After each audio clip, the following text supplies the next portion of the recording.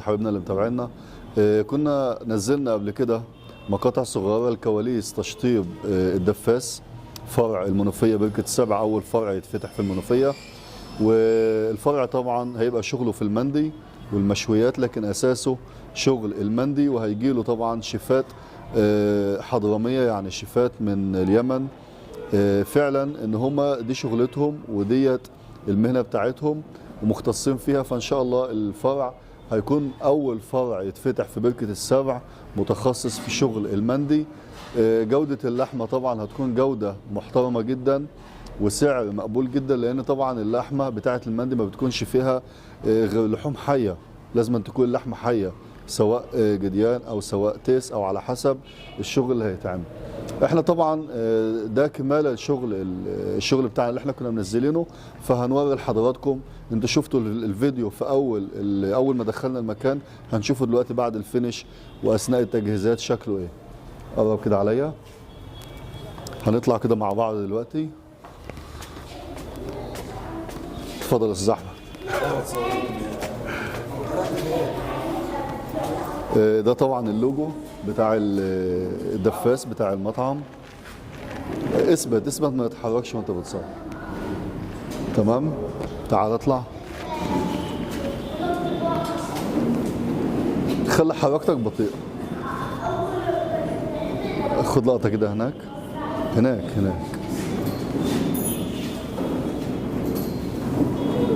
خليك هادي، ما تتحركش بسرعة. تمام، ده طبعا اثناء التجهيز واثناء الشغل. طبعا احنا شفنا المكان ده في الاول كان عامل ازاي. هات هنا كده احمد، هناك كده يد. تمام، زوم يا احمد.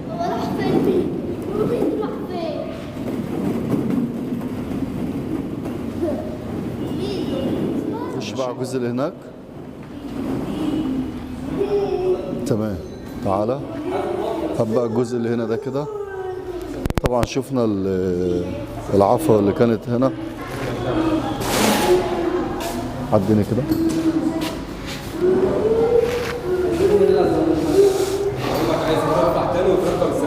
تعالى هنا كده، هات اللف بقى على الجماعة. تمام، طبعا نيجي بقى للجزء بقى اللي هنا. شفنا المكان طبعا اختلف 180 درجة. تمام، زي ما احنا شايفين ده الجزء هيبقى هنا. طبعا الدور ده كله هيبقى اكلات.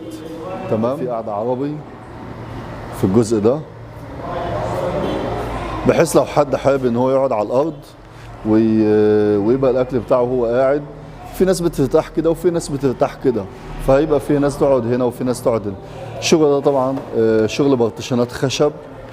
تمام، برضه تشطيبنا، وطبعا الجدران كلها معموله الوان فاتحه علشان دي درجه كلير اللي هي في الحيط، عشان خاطر ان هي تدي اضاءه اكتر وتدي اتساع اكتر للمكان.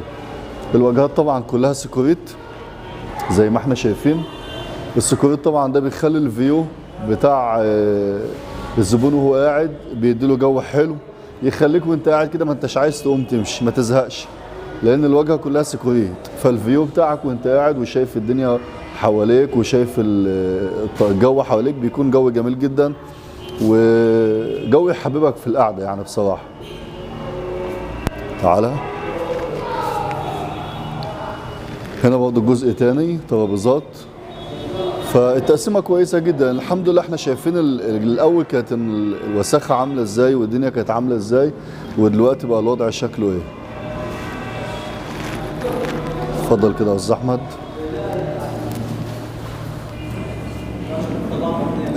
هنوري لكم بقى ان شاء الله الجزء اللي هو تحت، اللي هو دخلة المحل نفسها.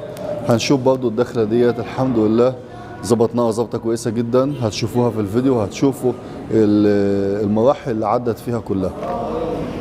تمام، اقفل بقى. طبعا ننتهز الفرصة ديت ان احنا نبارك ونهنئ صاحب المكان. الفكرة جميلة جدا جدا ان يبقى في بركة السبع حاجة جميلة بالشكل ده، حاجة تخليك ان انت لو في يوم نفسيتك تعبانة عايز تطلع انت والعيال، انت واصحابك، انت واي حد عايز تيجي تتفرج عن نفسك شوية وتاكل اكل نضيف نضيف بجد. لان صاحب المكان راجل محترم جدا جدا، انا اعرفه شخصيا. اهم حاجة عنده الصدق، الامانة، الاخلاص. فلما يكون راجل متوفر فيه الثلاث حاجات دولت ويجي يفتح حاجة تخص الاكل اللي احنا هناكله او تخص عيشتنا احنا، لا احنا ناكل من وراه واحنا مطمنين. تمام. ليه؟ لان الراجل سيرته طول عمره ما عندوش اي حاجة تلوث سمعته ولا عنده اي حاجة وحشة. راجل محترم جدا. فلما يجي يفتح حاجة زي كده هو بيجربها قبل الناس ما تاكلها، يعني هو بيجربها على نفسه قبل الناس ما تاكلها. لازم يشوف الطعم عامل ايه، يشوف المنتج شكله ايه والجودة شكلها ايه. كمان هو يعني جاب شيف يمني متخصص من اليمن في حضرموت، حضرمي، علشان خاطر ان هو يقدر يطلع شغل المندي بالجودة الكويسة. طبعا الشيفات على اعلى مستوى، السعر هيكون سعر كويس جدا، بحيث ان برضه يبقى في متناول الناس، ما يبقاش حاجة برضه غلاء فاحش زي اللي احنا ماشيين فيه. فبحس ان الناس كلها تقدر ان هي تخش المكان، والناس كلها يكون عندها فرصة ان هي تشوف الشغل ده وتجربه وتدوق الطعم بتاعه هيكون عامل ايه وكده. واكيد طبعا هو يهمه ان اللي يخش المكان ما يخشش مرة او اتنين، اكيد طبعا يهمه ان هو يخش مرة واتنين وتلاتة. تمام. فاحنا طبعا بنقول له الف الف مبروك، نتمنى له كل خير، لان هو راجل فعلا يستاهل كل خير، وربنا يوفقه في اللي جاي ان شاء الله، وان شاء الله تكون فتحة خير ليه ولكل الناس كلها. فان شاء الله بنقول له الف مليون مبروك.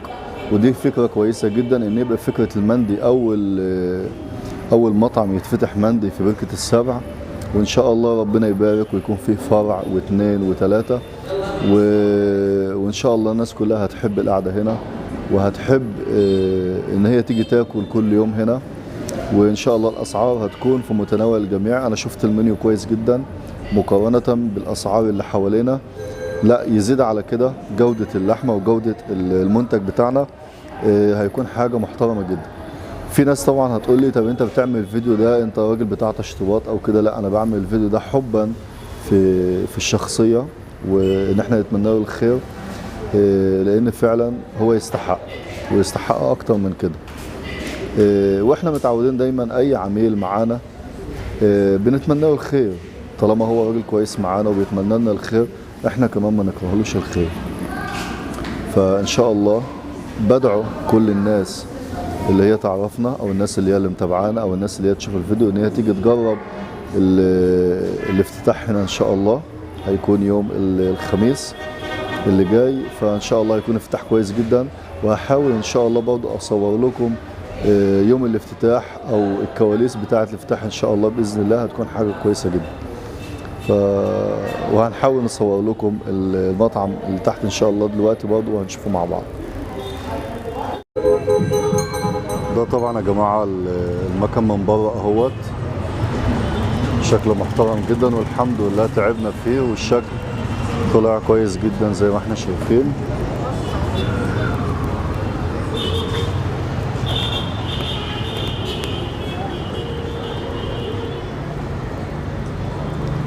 ده طبعا اسم المحل. تمام. ده المكان اللي هو فيه.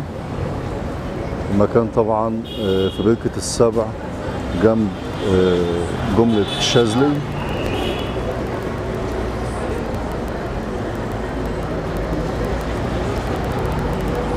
هنفتحه من جوه دلوقتي ان شاء الله ونشوف المكان شكله ايه من جوه، وبعد الفينش المكان بقى عامل ازاي. طبعا المكان اللي فوق ده اللي احنا كنا فيه واللي هيبقى فيه القعده. تمام. ده طبعا مطعم الدفاس. ده كده طبعا المكان اهوت، لسه طبعا الافتتاح. احنا قلنا طبعا لسه كله في مرحلة الكواليس. ده المطعم من جوه ما شاء الله، استقبال نظيف وبار شكله شيك وجميل جدا جدا زي ما احنا شايفين. هنا طبعا ديت الشواية، تمام. وهنا طبعا هيكون فيه انتظار خفيف كده. ده طبعا شكل المطعم. طبعا انتوا شفتوه قبل ما يتعمل بالشكل الجميل ده كان شكله ايه الاول، والسقف كان شكله ايه. الحمد لله دلوقتي زي ما احنا شايفين الشكل اختلف 180 درجة. فاحنا طبعا كنا وعدناكم ان هيكون في فيديو بعد ما نخلص علشان نشوف الفينش ونشوف الشكل بتاعه النهائي. هنا طبعا اهم حاجة هنوريها لكم الفرن اللي هو بتاع المندي. ده الفرن اهوت اللي هيبقى فيه التيس اللي هو الاكل المندي، تمام. ديت طبعا داخله تانية اهيت المطعم. نيجي بقى اهم حاجه الفرن بتاع المندي. ده طبعا يا جماعه فرن طوب حراري مبني على وش الارض، بيكون من جوه طبعا غويط. هنا طبعا العمق بتاعه والولعه بتاعته بتكون تحت هنا. اللحمه بتستوي طبعا من غير اي حاجه خالص على الصهد بتاع الولعه، بتطلع لك مستويه تماما. طعمها طبعا بيكون تحفه، حاجه كده يعني. ان شاء الله انا مش هوصف لكم الشكل بتاعها، هحاول يكون في تصوير يوم الافتتاح ان شاء الله ونشوف الشكل بتاعها عامل ايه ونشوف الشغل بتاعها، تمام. التيس طبعا بيتحط هنا وبينزل في قلب البير ده، والولعه بتكون شغاله عليه من تحت. ده خط الغاز اللي شغال عليه من تحت، تمام. المطعم ان شاء الله طبعا نظافه باذن الله كويسه جدا جدا. ان شاء الله تكون مستديمه، ان شاء الله تكون حاجه مختلفه عن اي حاجه مفتوحه هنا في بركه السبع المنوفيه. وان شاء الله يكون في فروع تانية باذن الله في المستقبل، ربنا ييسر الحال. ده طبعا المكان من بره، تمام. فان شاء الله تكون فتحة خير ونكون عملنا لكم فيديو جميل كده يبسطكم، ونستودعكم الله. السلام عليكم ورحمة الله وبركاته. حبيبي ابو حميد.